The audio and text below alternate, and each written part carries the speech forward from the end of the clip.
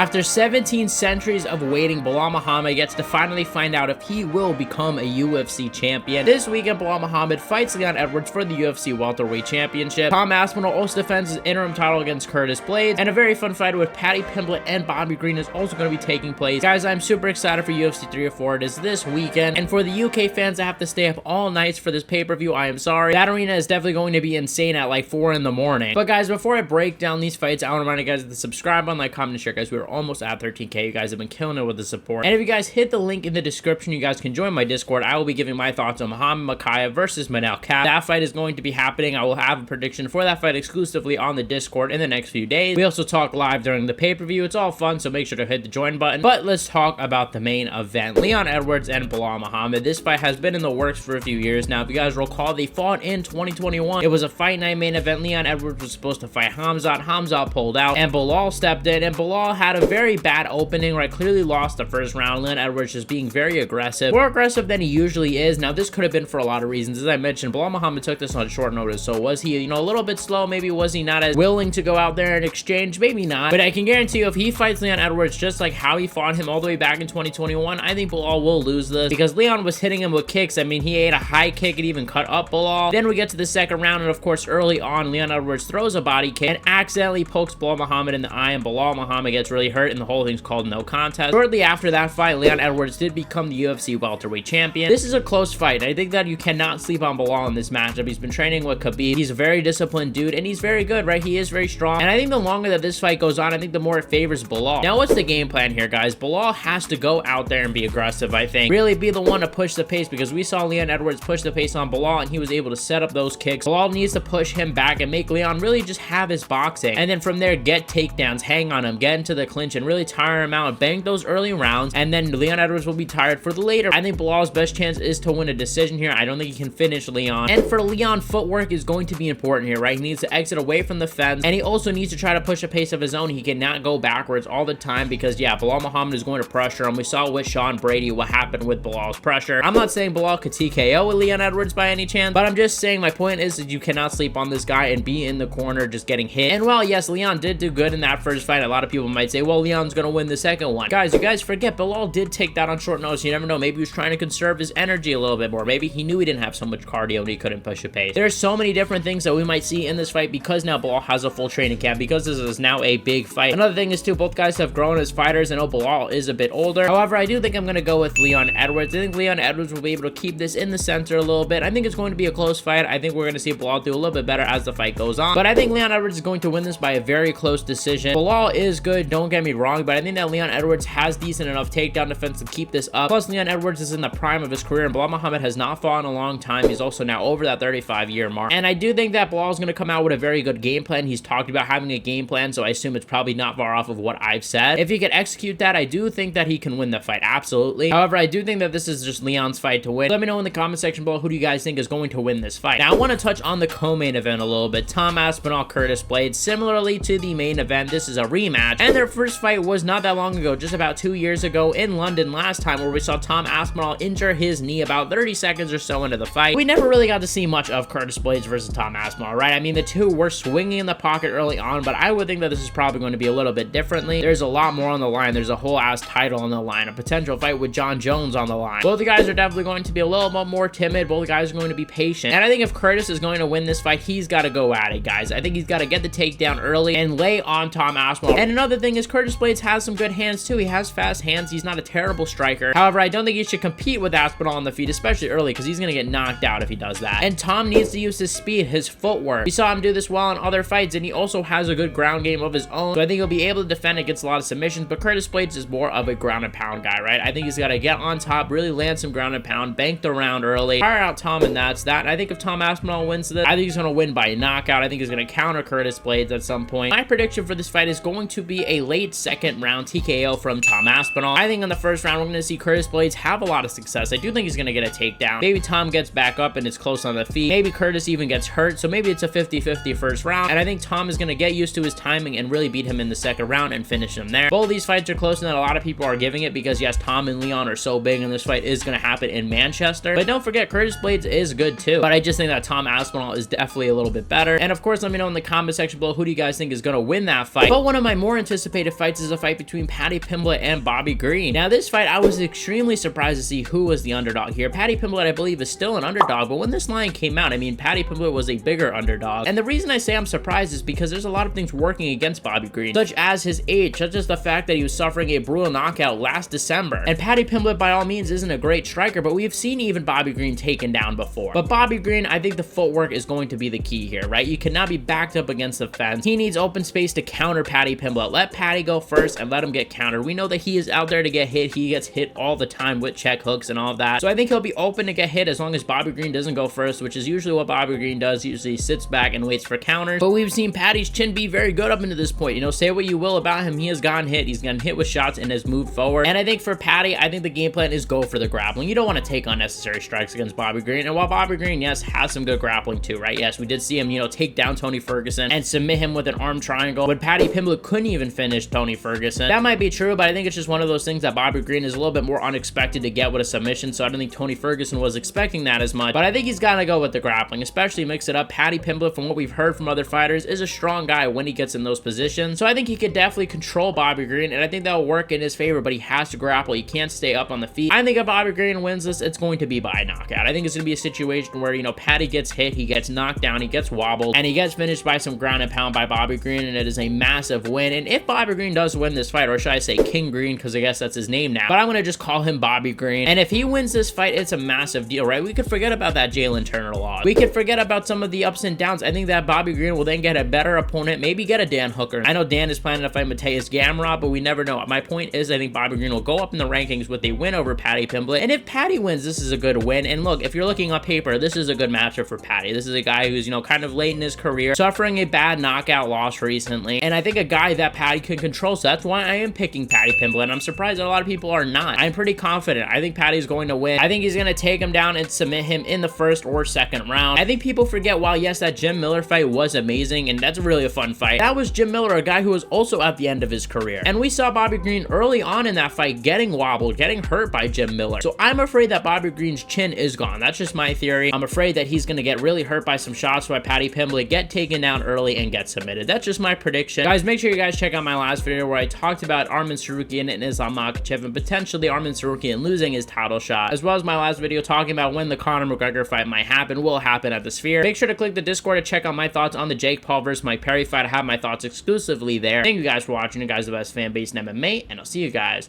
in the next one.